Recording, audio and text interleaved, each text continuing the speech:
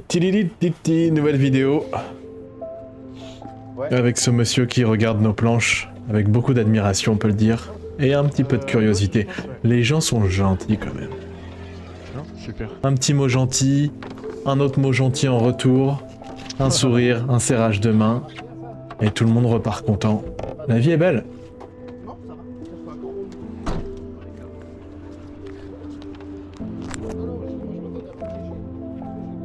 Et on vient de voir parce que vous êtes énormément nombreux à m'envoyer des commentaires, me poser des questions, mais Flo, où est-ce que tu ranges tes clés? Eh bien, on vient de le voir, ça y est, le secret est percé.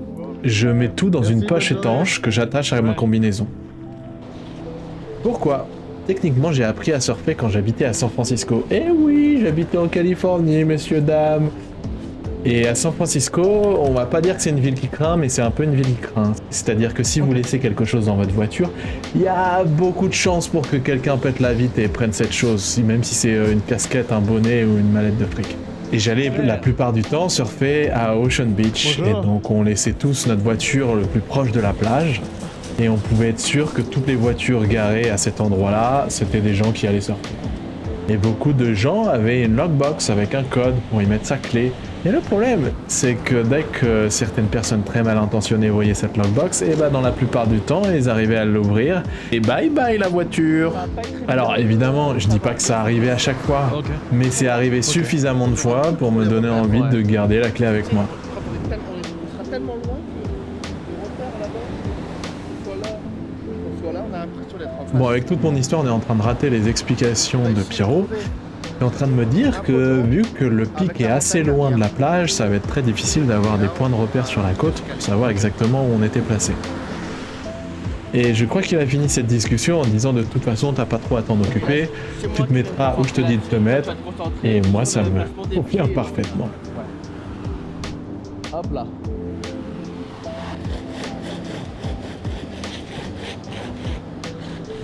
On prend des gros cailloux. Ok. Un quatrième cheveu dans la wax. Ça accroche mieux. Là, la wax elle est lisse, ça glisse. Là, j'ai frotté. Ça accroche. On touche là, ça glisse. Ouais. On prend des gros cailloux. Pierrot les bons tuyaux, qui m'explique que si tu mets des petits cailloux sur ta wax et que tu frottes, et ben la wax glisse beaucoup moins. Là, ça accroche. On est un peu sur un spot à longboard, c'est-à-dire que les vagues sont un peu grosses. Je vais pas vous le cacher, j'ai pas trop l'habitude de surfer des vagues aussi grosses. Ça doit faire au moins 50 cm. Mais les vagues sont un peu molles. C'est-à-dire qu'elles creusent pas vraiment. On voit là que la mousse se casse tout en haut de la vague et ça fait une douce petite pente. Donc du coup, c'est des vagues gentilles en fait. Même si elles sont grosses, elles restent très gentilles.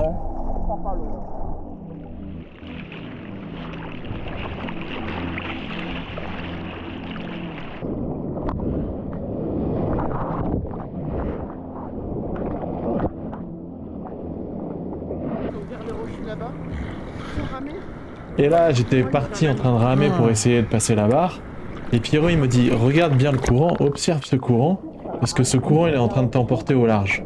Donc pas besoin de t'ennuyer à ramer, tu vas te fatiguer pour rien. Juste rame tout doucement et tu vas arriver au pic tranquillement. Avant d'arriver au pic, on a de ramer un petit peu avant. Ça sera le courant qui va nous placer au pic. Il vaut mieux arriver avant et se placer doucement que d'être au fond et ramer contre le courant pour se placer. Tu vois ce que je veux dire? Tout ce que dit Pierrot, genre, est essentiel pour moi. C'est juste que j'arrive pas à retenir tout ce qu'il me dit. En fait, il y a tellement d'informations et tellement de choses qui se passent autour de moi. Là, c'est facile, on a le recul de la vidéo, etc. Mais quand on est dedans, c'est dur de faire gaffe aux vagues, de savoir où je vais, d'écouter toutes ces informations, de les retenir et de les appliquer, quoi. C'est pour ça que ça me fait du bien aussi de remater ces vidéos. On va attendre là. Hop là. Des repères.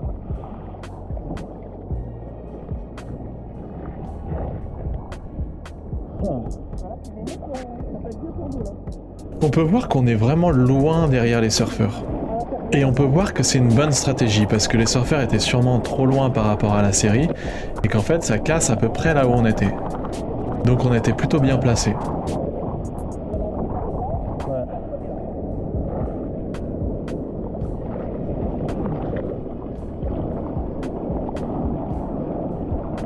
On voit bien que les vagues déroulent doucement. Elles sont gentilles.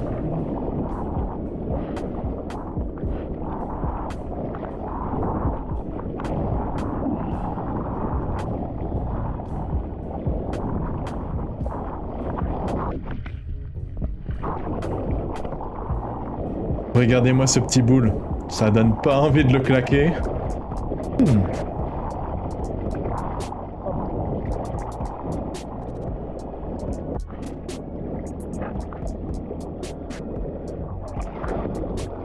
Donc le surf c'est vraiment aussi un sens marin ultra développé quoi. Et Pierrot il a un sens marin ultra développé. On se positionne au mètre près. Et moi, j'avoue que j'en ai aucune idée de ce qu'on fait. On voit qu'on est mieux placé, hein. On voit que la vague elle casse pas encore et que les gens évidemment ils sont en longboard donc peut-être que c'est plus abordable et plus facile à prendre. Mais on voit qu'ils sont sûrement un peu trop au fond.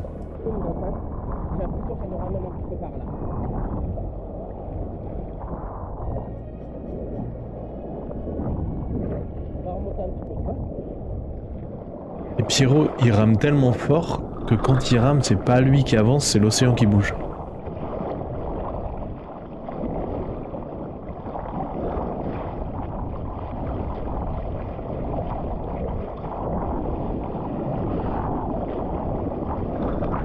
Et c'est jamais Pierrot qui attend la série, c'est toujours la série qui attend Pierrot.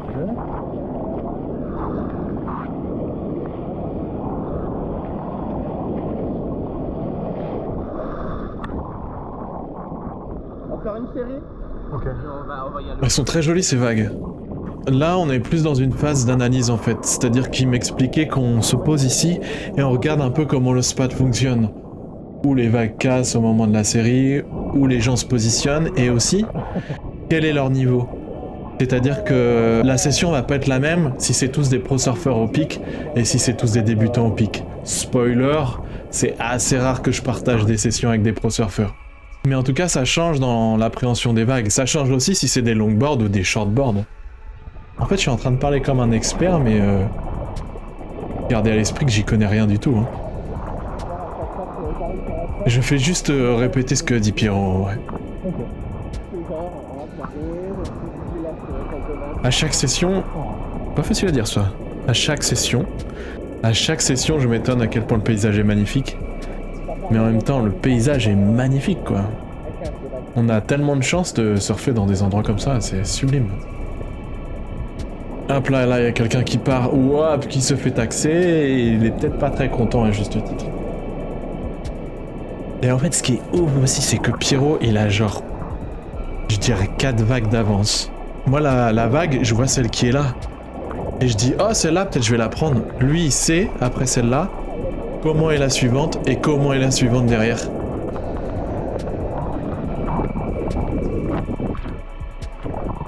Alors je me souviens que sur cette vague, mon corps est parti et ma planche est restée. Je sais pas trop ce qui s'est passé. Et ici, je pense qu'il me propose de partir dans la mousse. C'est pas toujours facile parce que dans la mousse, c'est pas très stable et j'ai beaucoup de mal à me lever dans la mousse. Donc je pense que j'ai failli tomber et il y a ce nœud là qui est devant la caméra, mais c'est quoi ça? Mais en tout cas, je suis en train de rider avec Pierrot et je trouve ça plutôt bien, comme ça il voit bien où sont mes pieds, comment je me comporte sur la vague, etc. Et là, le conseil du jour, c'était d'arriver à faire une sorte de cutback, ou en tout cas à arriver à faire un virage pour revenir dans la vague.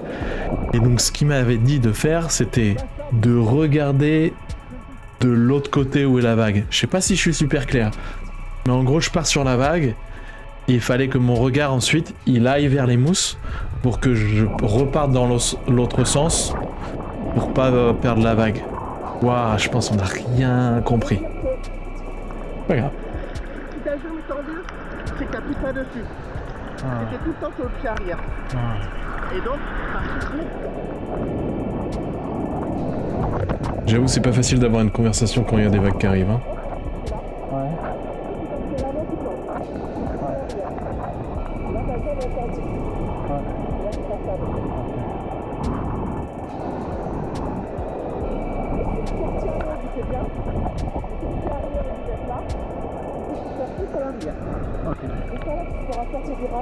Et après, appuie à l'avant pour faire la vitesse, puis appuie à l'arrière pour faire le virage. Ok. Faut que je me détende. Là, c'est la première vague, c'est pas grave.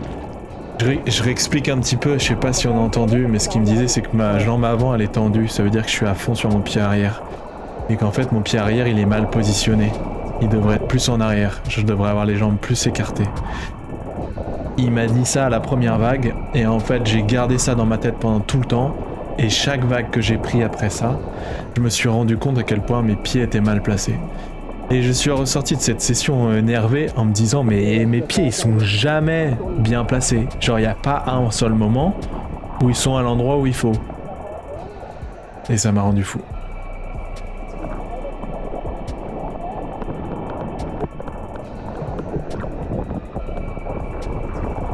Hop, et là je pars tout seul sur la vague et je mets un petit ralenti parce que j'avoue j'étais un peu fier de cette vague.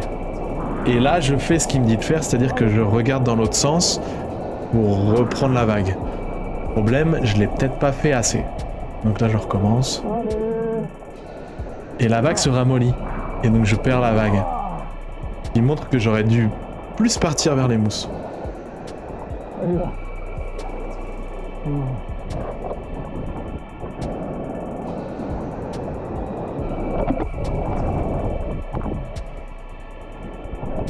J'ai tourné beaucoup trop tard en fait.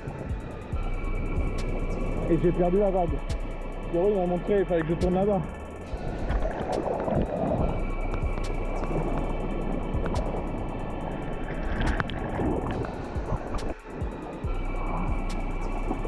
En vrai, il gère bien, hein. Je ne sais pas qui est cette personne, mais mon objectif c'est d'être exactement comme lui.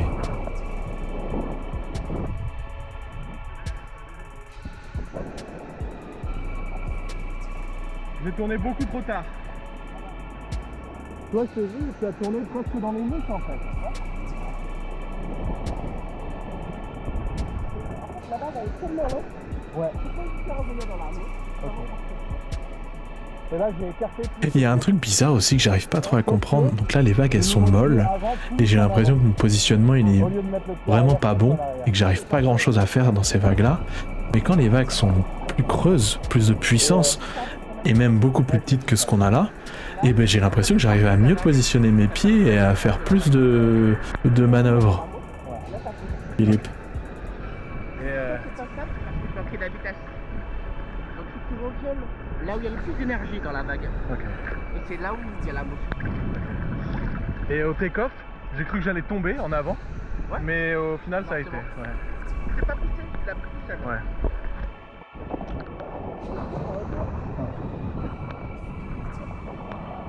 Je suis sorti hyper frustré de cette session, mais je pense qu'il y a une évidence, c'est que depuis que je prends des cours avec Pierrot, putain, je fais des progrès en vrai. Je fais peut-être pas des progrès aussi vite que j'aimerais, mais c'est quand même une nouvelle planche. C'est quand même pas loin du niveau professionnel. En termes de progression, je trouve que je suis content. Je suis frustré mais content.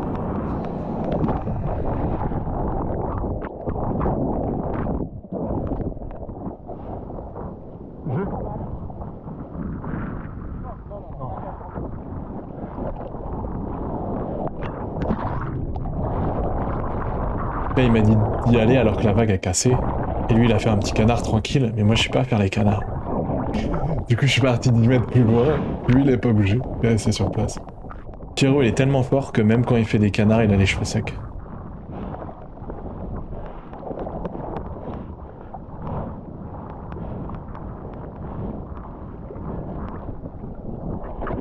Pierrot, il est tellement fort qu'il change ses dérives sans clé à dérive.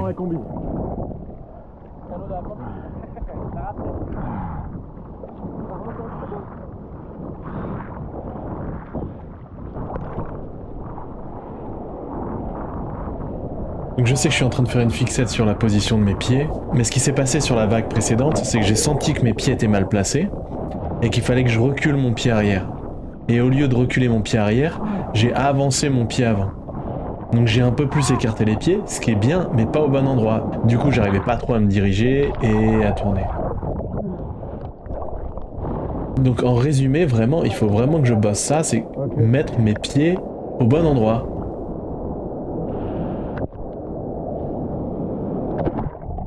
Il y a quelque chose aussi que j'aimerais beaucoup savoir, c'est est-ce que c'est possible avec ma planche de faire un canard? J'ai l'impression qu'elle a beaucoup de volume et moi je pèse pas non plus très lourd, du coup j'arrive pas du tout à la couler.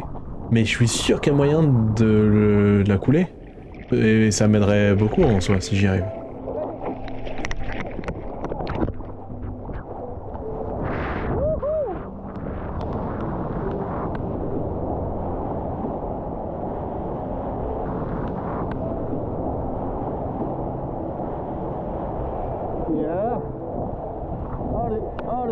Et là, j'essaye de revenir vraiment dans la mousse. Et je me dis, vas-y, j'y vais à fond, je reviens vraiment à fond. Et je pense que c'était un peu la bonne chose à faire parce que du coup, j'ai pas perdu la vague. En revanche, j'étais un peu dans cette zone de mousse et j'arrivais pas à faire grand chose. Mais j'étais content quand même. Bah c'était bien ça. Ah.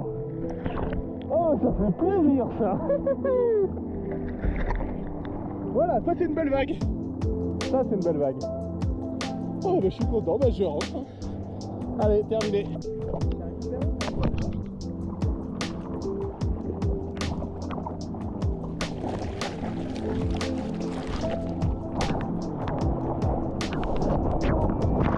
Alors je crois que c'est cette vague-là. J'en suis pas sûr, mais il y a une petite vague. J'ai pas vraiment eu peur pendant la session, je me suis toujours senti en confiance et aussi bien encadré avec Pierrot. Donc j'ai vraiment pas eu de frayeur, alors que j'ai terriblement peur des vagues, en plus je sais pas nager. Mais sur cette vague-là, je crois qu'en fait j'ai voulu partir et tout mon corps est parti avec la vague, sans ma planche. Et du coup je me suis senti soulevé et je me suis senti tomber, sans savoir où j'étais. Et je pense que j'avais pris ma respiration, j'avais gardé ma respiration alors que je tombais, alors que j'étais pas sous l'eau en quelque sorte. Et après je me suis retrouvé sous l'eau et je me suis dit bah ça fait un moment là que je suis sous l'eau. Évidemment j'ai dû rester sous l'eau 3 secondes, mais dans ma tête c'était plus 3 minutes quoi. Ça m'a un peu surpris.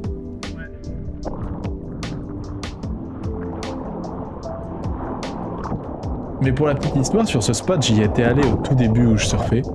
Le tout début où je commençais à surfer, je suis allé sur ce même spot. Et c'était un petit peu gros, en tout cas un petit peu gros par rapport à ce que je surfe d'habitude, donc ça faisait 30-40 cm. Et j'étais pas rassuré. J'étais pas rassuré parce que je trouvais que j'étais super loin du bord, et aussi que je savais absolument pas surfer. Et les vagues m'avaient un peu impressionné. Et là, de regarder ces images où les vagues sont bien plus grosses, et ben je me dis que au moins j'ai travaillé cette peur aussi. Et qu'en soi, il n'y a pas vraiment de raison d'avoir peur. Je pense que personne n'est mort dans cette taille de vague. Blessé peut-être, mais c'est plus de la prudence que de la peur qu'il faut avoir. Pour l'instant, je touche du bois, mais je me suis pas trop blessé en surf. Je me suis ouvert la lèvre au Mexique où j'ai eu quelques points de suture. Je me suis rendu dans un hôpital mexicain avec plein d'a priori et c'est l'hôpital le plus moderne dans lequel je suis allé jusqu'à présent. 500 balles quand même, les quelques points de suture, mais bon. Waouh.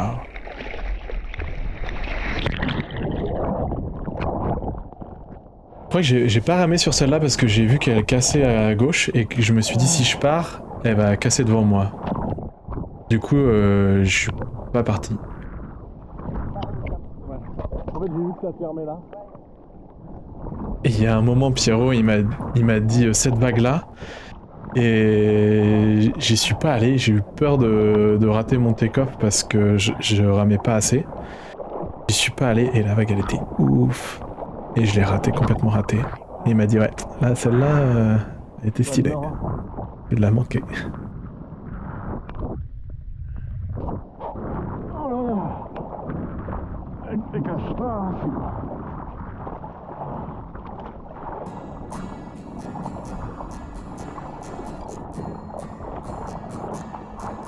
Aussi dans la session, je rame beaucoup plus pour remonter après une vague que pour prendre une vague.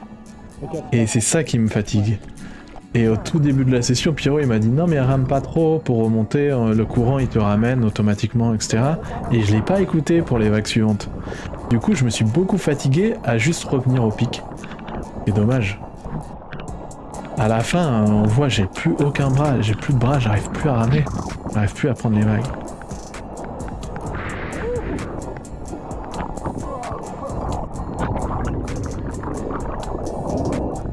Donc là j'étais bien parti. Et je pense que j'ai essayé de tourner, et parce que mes pieds étaient mal positionnés, je suis complètement tombé n'importe comment. Et c'est pour ça que j'étais encore en colère, je me suis dit mais c'est un truc de fou, mes pieds ils sont pas au bon endroit.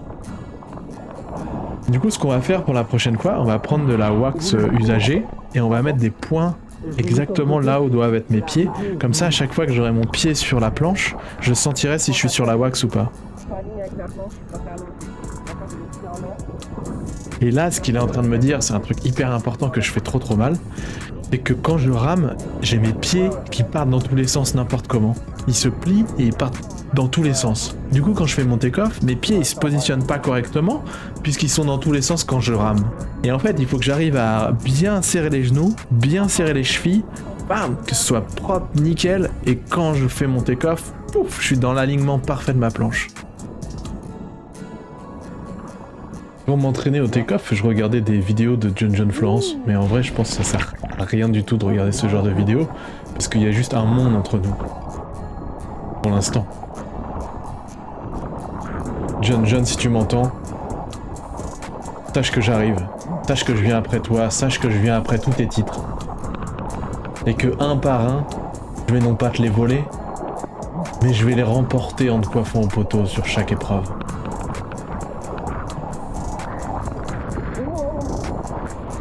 J'ai fait mon take-off et la vague creusait un peu et j'ai essayé de remonter dans la vague et en fait je suis tombé à moitié, j'avais les deux bras dans la vague, essayer de me rattraper pour pas tomber.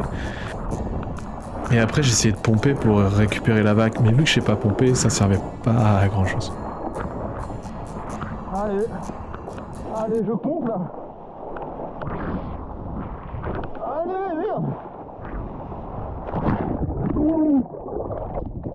Ah putain, j'ai éclaté les boules.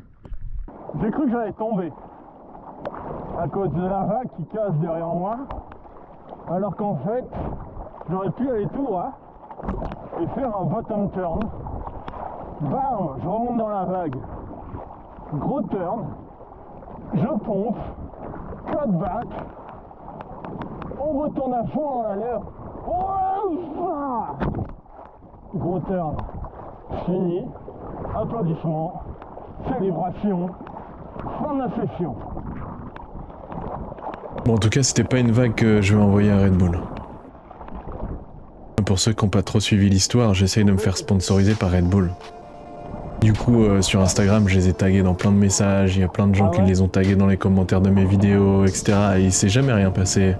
Ils m'ont jamais dit ok, voilà le contrat, t'as plus qu'à signer. C'est bizarre, je comprends pas. Ce que je suis en train de me dire en ce moment, c'est pourquoi j'aurais besoin de leur accord pour être sponsorisé par eux. Dans le sens où je peux acheter plein de trucs Red Bull.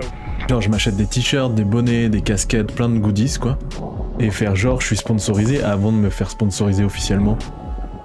J'avoue que je suis pas super sûr de la stratégie. Mais je pense que je vais le tenter hein. Peut-être au moins ils me parleront, au moins ils me regarderont. Ouais en vrai c'est même pas sûr.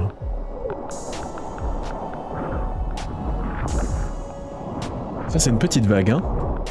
Et en fait on voit qu'elle creuse pas assez. Et là j'essaye de retourner vers la mousse pour que ça creuse un peu plus, pour que j'ai plus de vitesse. Et quand je suis revenu, bah ça cassait devant moi.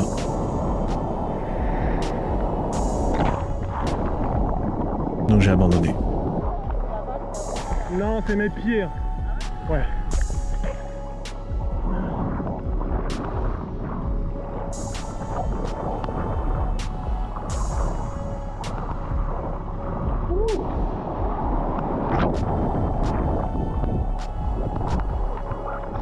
Dans ma dernière vidéo, je disais que j'étais super en colère après GoPro à cause de la batterie. Là, je suis super en colère après GoPro à cause de la goutte d'eau.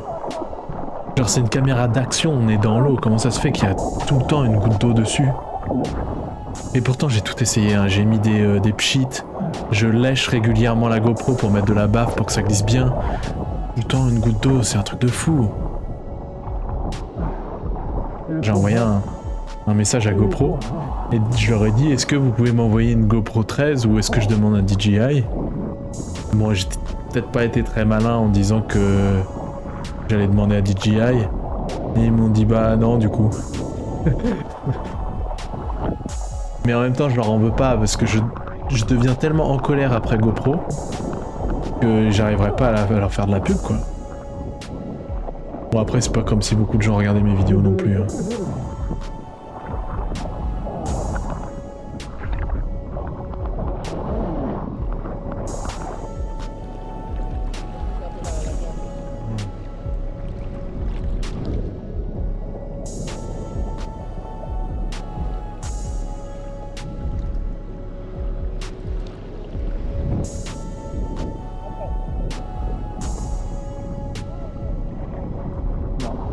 Et là, je me posais la question sur la stratégie de Pierrot parce que je me disais, mais on est vachement à l'intérieur par rapport à tous les autres gens. On voit que tout le monde est à droite. Mais encore une fois, il a raison. Ok, il y a un pic là, on le voit. Mais il y avait aussi un pic où on était quoi. Et pour le coup, là, il y avait personne. Et si on chopait la vague ici, wow, ça déroule pour nous.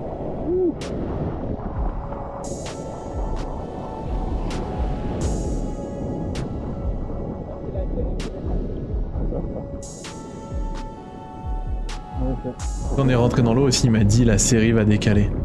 Le pic sera plus au même endroit, il va se décaler vers la droite. Qu'est-ce qui s'est passé? Exactement ce que Dieu avait prédit. En fait, c'est pas Pierrot, c'est Dieu. Je vais l'appeler Dieu maintenant.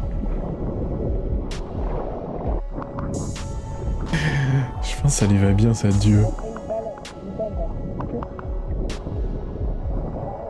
En fait, là, j'ai ramé plusieurs fois sur une vague pour essayer de la voir et il a vu que j'avais plus aucune force dans aucun bras. Plus aucun bras de marcher. Et donc du coup, il m'a dit bon, on en prend une dernière et puis on rentre. J'ai répondu amen. J'allais pas l'avouer que j'avais plus de force. J'ai ma fierté, quoi. Je disais ça va? Ouais, ça va, tranquille. Non, ouais, j'avais plus aucune force. J'étais mort. En même temps, ça faisait au moins 20 minutes qu'on surfait, les gars. Hein. Wow. Pas habitué à surfer 20 minutes, moi. Hein. Prépare-toi à faire demi-tour. Genre, il compte le nombre de vagues et il me dit, en fait, là, à la 3e vague, tu feras demi-tour. Genre, c'est pas du surf, c'est un calcul mathématique. Il joue aux échecs.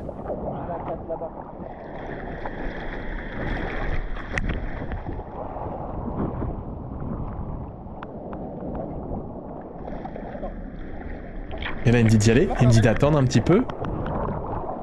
Parce que sinon, elle va me casser sur le dos. Et il me dit, vas-y, go.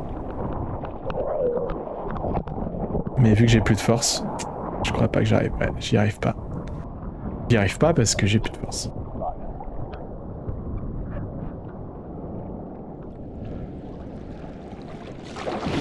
Elle me dit, vas-y, prends-la. Elle est pas ouf, mais prends-la pour rentrer, quoi. Mais j'y arrive toujours pas, bah putain.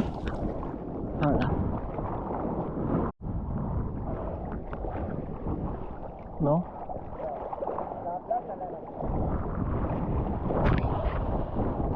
Il m'a dit un truc sur le take-off et en fait je me rappelle plus du tout de ce qu'il m'a dit.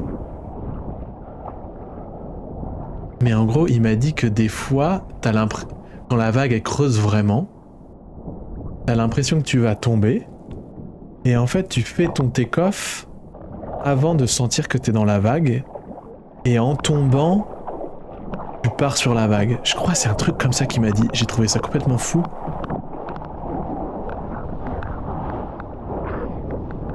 Il m'a dit ouais c'est ça un light take-off en gros. Et là j'ai vu que la vague allait me casser dans le dos. Après là j'ai vu un gars arriver. Je me suis dit Flo lâche l'affaire. Saute. Voilà, fin de la session.